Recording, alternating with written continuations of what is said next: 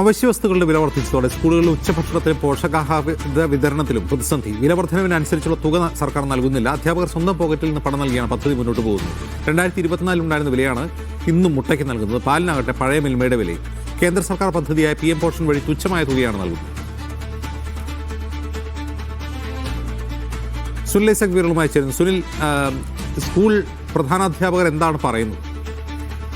2024 ഉച്ചഭക്ഷണത്തിനൊപ്പം പാലും മുട്ടയും കൊടുക്കാനുള്ള തീരുമാനം എടുക്കുന്നത്. അന്ന് പാലിന് 1 ലിറ്ററിന് 52 രൂപയും മുട്ടയ്ക്ക് 5 രൂപ 50 പൈസയുമായിരുന്നു വില. അതനുസരിച്ചായിരുന്നു ഒരു തുക, ഒരു ബജറ്റ് ഉണ്ടാക്കുകയും അതനുസരിച്ചുള്ള തുകയാണ് സ്കൂളുകൾക്ക് നൽകുകയും ചെയ്തിരുന്നത്. അതിൽ ആ പദ്ധതിക്ക് വേണ്ടി മാറ്റിവെക്കുകയും ചെയ്തത്. പക്ഷേ ഇപ്പോൾ 2026 എത്തുമ്പോൾ പാലിന് 1 ലിറ്ററിന് 60 രൂപ ആയിരിക്കുന്നു, മുട്ടയ്ക്ക് 8ഉം 9ഉം രൂപയായി ഉയർന്നിട്ടുണ്ട്. പക്ഷെ അപ്പോഴൊക്കെ ഈ അതേ തുക തന്നെയാണ് ഈ വർഷവും ഈ പദ്ധതിക്ക് വേണ്ടി സർക്കാർ മാറ്റിവെച്ചിരിക്കുന്നത്. ഇതോടുകൂടിയാണ് ഈ പദ്ധതി വലിയ പ്രതിസന്ധിയിലേക്ക് പോകുന്ന സാഹചര്യം ഉണ്ടാകുന്നത്. മാത്രമല്ല, ഈ PM പോഷൻ എന്ന് പറയുന്ന പദ്ധതിയിലേക്ക് കേന്ദ്രം നൽകുന്നതാവട്ടെ വളരെ തുച്ഛമായ തുക മാത്രമാണ്.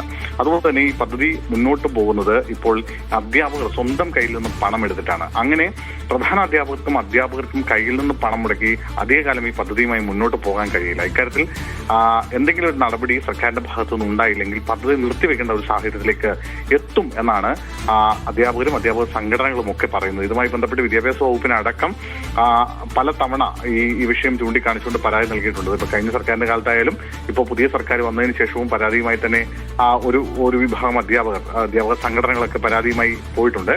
പക്ഷേ ഇതിൽ കേന്ദ്ര സർക്കാരിന്റെ വിഹിതം കൂട്ടുക എന്നതാണ് ഇതിൽ ഏറ്റവും പ്രധാനപ്പെട്ട ഒരു കാര്യമായി പറയുന്നത്. അത് കഴിഞ്ഞ ബുധനാഴ്ച കേന്ദ്ര വിദ്യാഭ്യാസ മന്ത്രിയുമായി നടത്തിയ ചർച്ചയിലും ഈ വിഷയം സംസ്ഥാന വിദ്യാഭ്യാസ മന്ത്രി ഉയർത്തിയിട്ടുണ്ട്. അതിൽ അനുഭാവപൂർവമായ ഒരു നിലപാട് കേന്ദ്രത്തിന്റെ ഭാഗത്ത് ഉണ്ടാകുമെന്നാണ് പ്രതീക്ഷ എന്നാണ് വിദ്യാഭ്യാസ വകുപ്പുമായി ബന്ധപ്പെട്ട് സംസാരിക്കുമ്പോൾ അറിയാൻ കഴിയുന്നത്. എന്തായാലും അതിലെന്തെങ്കിലും തീരുമാനം ഉണ്ടായില്ലെങ്കിൽ ഈ പദ്ധതി തന്നെ നിന്നു പോകുന്ന അവസ്ഥയിലേക്ക് കാര്യങ്ങൾ എത്തും. അജിംസ്.